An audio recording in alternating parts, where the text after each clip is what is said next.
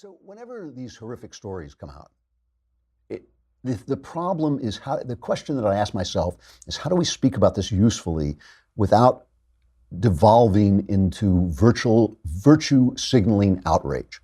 Because people spend time trying to find words to express the evil of it, how horrible it is. And really underlying that is just our desperate desire to communicate to one another that we are not these people, that we are the righteous.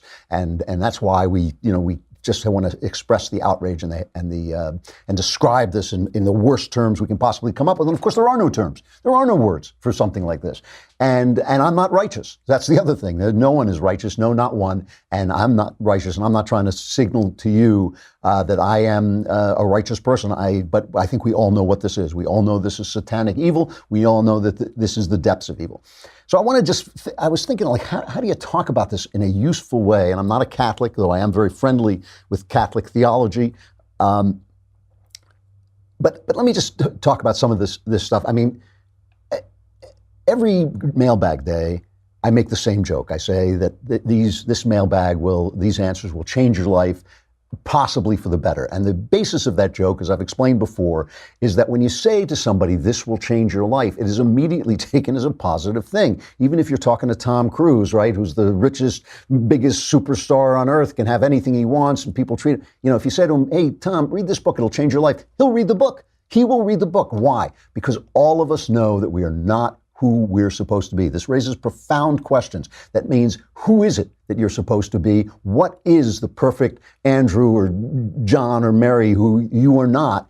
And how do you know that person? And how do you know that person is there and that you're supposed to be that? All those things are very profound questions once you start thinking about them. And I believe that, this is why Jesus said, suffer the little children to come unto me, for if such the kingdom of heaven made, not because children are so innocent. We all know children are not innocent. What they are is they are closer to that original person before history destroys them, before abuse or just the vagaries of human life turn them into something else, right? When we look back, we think, oh, I'm doing this, I have this bad habit because of things that happened to me, but this good habit I have, my ability to sing, well, that I was born with. We all know this. We all know that there was something we were made in fashion to be in the womb that is better than what we are. And every day, I will tell you, I don't like to get too personal about this stuff, but every day I pray that God will bring me closer to that person He made me to be, because that original me that He made, and will get me past it. So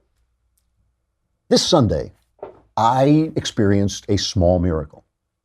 I believe that miracle is the absolute right word for it, but it is a small miracle, right? I was in church. I haven't been to church in a long time. I've talked about the fact that I'm at odds with the Episcopal Church because I believe that their leadership has become a bunch of social justice warrior goombas who are basically have replaced their personal morality. They've replaced the gospel with their personal take on morality. And I don't care what they think. I really don't, what their personal opinions are, but I think the gospel should rule. If you're running a church, I think you should be paying attention to the gospel. But I believe in the liturgy, which is the kind of the way the prayer, the pattern of the prayer, and it's very much in the Episcopal Church, especially the one I go to, is a very Catholic liturgy, and that liturgy carries you through to the Mass, and I believe in taking the Mass, so I went to church. And while I was there, I was actually singing a hymn, which I do incredibly badly. And while I was singing a hymn, I felt an old, from the beginning of my life, an old error of perception of myself literally lifted off me and taken away. And a sudden unity of personhood came to me that I understood. It wasn't just an experience. I understood intellectually what was happening, and I realized that this was Christ answering my prayer. That I pray every day. He answers it in many, many different ways all the time. But listen, I've done a lot of different things to try and put myself together over time. And I've talked to you about the fact that the first part of my life was really unhappy and really twisted, and since then it has been increasing joy, increasing wholeness, and in that along that journey, I tried psychotherapy, which changed my life. It was great. I tried Zen meditation. Absolutely great. I recommend meditation and therapy to anybody who does it well. But nothing has been like the experience of Christ, because it's not healing me psychologically. I no longer need that, thank God. It's not healing my ability to pay attention, which meditation does. It is actually a spiritual healing that seems to like almost eradicate, not entirely, but eradicate many of the effects of the past. And I know you all understand what I'm saying, because I know each and every one of you has problems that come from your past. Each and every one of you has demons and things that adhere to you from history that you don't want. So I felt this thing lifted off, and I realized that this is the presence and the work of Christ in my life. Jesus is the center of my religion, and my relationship with Jesus is the center of my religion. Now, I say this is the Nicene Creed, I believe in one holy Catholic and Apostolic Church. And in the Nicene Creed, that word Catholic means universal. It means there is one church covering us all. But I don't believe that the Roman Catholic Church necessarily is that church. There was a time in the West, especially, of course, there was a time when the Roman Catholic Church was that church. If you were part of Christendom, you were part of the Roman Catholic Church. With the Protestant Reformation, that changed. There was a splintering of churches, and this hostility still goes on. We still have conversations here where the Catholics and the Protestants are fighting with each other. I never care about those conversations. Why? Because I just want to get to Jesus. If you get to Jesus through the Catholic Church, if another person gets to Jesus through the Lutheran Church, great. But I will tell you this. Catholics are always telling me, jokingly, but still kind of annoyingly, are always telling me they are the one true church. I don't believe that, but I do believe when they call it the mother church, that it is the mother church. All the other churches come from the Catholic Church. And even the most anti-Catholic theologian I know, who's probably our God King, Jeremy, he is a Catholic. He doesn't know it, but he's a Catholic. He's really arguing at the fringes of Catholicism. It is really Catholicism that explained and created the structure of Christianity, Western Christianity as we know it, and all the other churches came out of rebelling against that. So in the same way you can rebel against your mom, you're still come out of your mom. And the Catholic Church remains the Catholic Church, and that makes it the mother of churches, and that makes it all of our business. That is why we all pay attention to the Pope. That is why we all have a stake in what happens there.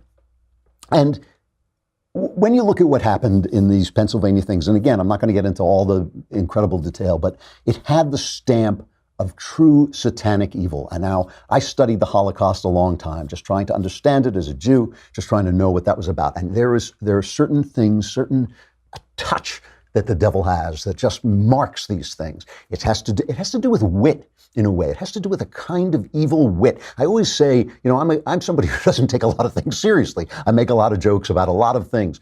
And I always say everything in life is funny except other people's suffering. And the reason I say that is because we're all joking at the world's corruption. We're all joking at the terrible things that people do. And why is that funny? It's funny for the same reason it's funny to see a guy in a tuxedo slip on a banana peel.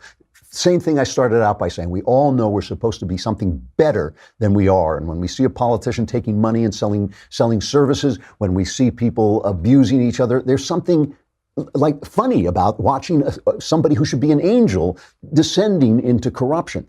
But when you're laughing at that, you're laughing along with God, because God is looking at this thing and saying, oh man, it's right here for you. All the good stuff is right here for you, and you're going that way, and there's something comical about that. But when you look at it from the other side, and you look at the people who are being hurt by that corruption, you look at the people who are being hurt by that cruelty, you're looking at the people who get hurt, it stops being funny, right? That's when you're not laughing with God. That's another kind of laughter. And there's something about the way these priests abuse these children that had a kind of wit to it, a kind of invention to it that is always, to me, the mark of evil, the mark of true, genuine evil. They used to yell at me here at the Daily Wire when we'd get in these arguments backstage. Now they yell at me because they think I'm a little too easy on Trump sometimes. But then they would yell at me because they thought I was too easy on Obama, because I would never say Obama was evil. I used to say, look, I've seen evil. I really have. I've sat across the table from people who would put a bullet in your kneecap. I know what evil looks like. Obama was a goon. He was a corrupt guy in a lot of ways, and he was ignorant of what makes the country work, but he was not an evil person. This stuff is the real deal. This is the real deal. And what does it do? What does it do? It puts up a barrier. I was talking about the work of Christ in my life. That's what I started out talking about. That's what Christ does. That's what Christ does. He does that work in your life. He does that work in your life. He brings you closer to that person you were meant to be that you know you're not. Every word that you say is meant to disguise the fact that you know you're not. You think you're hiding from your brother, your sister, that you're ashamed. You think you're hiding that stuff from everybody, that you don't feel quite right, that you wake up in the middle of the night and think, I'm not who I'm supposed to be. You're not hiding it, because we all feel the same thing. We're all spending a lot of our energy hiding that from one another. But you can't hide it from Christ. He will help you. He will bring you closer.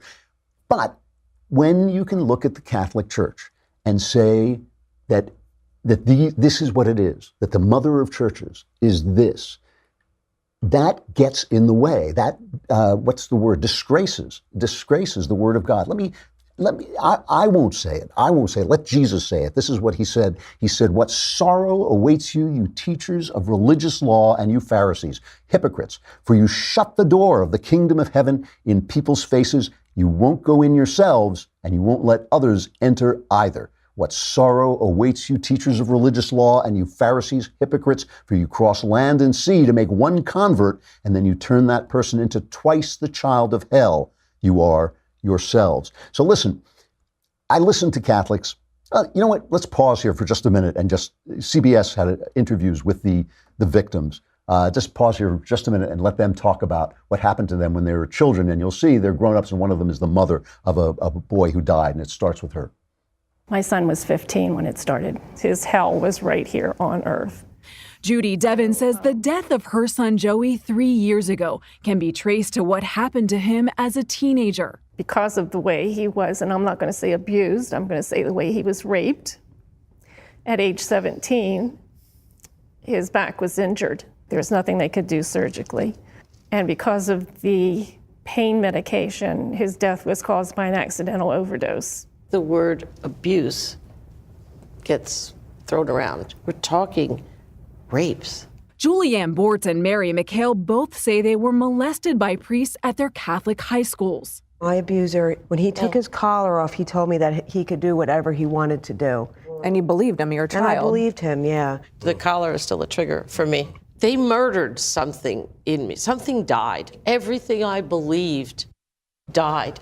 Right. She took away her faith. They did what Jesus said, they closed the door of heaven. And by the way, all these innocent priests, Rod Dreher, who's a good Catholic writer, who's been on the show, he put up a list of tweets from a Father Philip DeVous, I guess it's pronounced D-E-V-O-U-S. He says, "I've given my whole life to serving Christ in his church. Since beginning the seminary in 1994, every year has brought fresh revelations of the darkest corruption, along with criminal moral perversion coupled to unbelievable levels of incompetence. Then I read the papers or catch the evening news, and I see cardinals and bishops that I know for a fact are lying with impunity, deploying weasel words and fake emotions." I mean, that's what I see, too, when I see them coming out and saying this stuff. I hear, the Pope said the latest silly thing that he said that has nothing to do with Catholic law. And I think, why aren't you cleaning this up? So here's the thing, I get into debates with Catholics sometimes, and they're very good at arguing, and they've got 2,000 years of doing it. And I hear them say things like, well, there are more child abusers in the teaching profession, or just as many in the teaching profession as in the Catholic Church, or whatever they say. That doesn't wash. If you are stopping people, if you are closing the door to the kingdom of heaven, you are committing a sin against the Spirit that is immense. And if you're the mother of churches, it affects us all. It bleeds down unto us all. So the enemy is not like the editorialist who goes off and, in outrage against the Catholic Church. The enemy is not me when I say these things. The enemy is the devil who is in your church. He is in your church. This has got to be pulled up root and branch. I mean, it shouldn't be, God bless Joshua Shapiro, the AG in Philadelphia, for the work he's doing. It shouldn't be a guy named Shapiro who's doing this work. It should be a guy in the church. Your Pope should be doing this every day. This is the work he has been given to do. This is 70 years of cover-up, 70 years of rape, 70 years of taking away from people their path into the kingdom of God. That little miracle that happened to me on Sunday and has been happening to me ever since I accepted Christ in my life. You are depriving people of that by every day this is allowed to go on. This evil is evil in a million ways, but mostly not just for the people it destroys, of course, but also for the fact that it keeps others, it destroys the pathway of faith to God. And it is on the Catholic Church now to go after this root and branch. This can't be about a bunch of, as the priest said, weasel words. It can't be about a bunch of posing. I mean, it's the Boston Globe is exposing this, and that was like 10, 15 years ago. And now the Philadelphia AG is exposing this. This is the work of the Pope. This is the work of the Church, and they should be doing it. And they should be doing it for us all. We are all depending on you because you are the mother of all churches.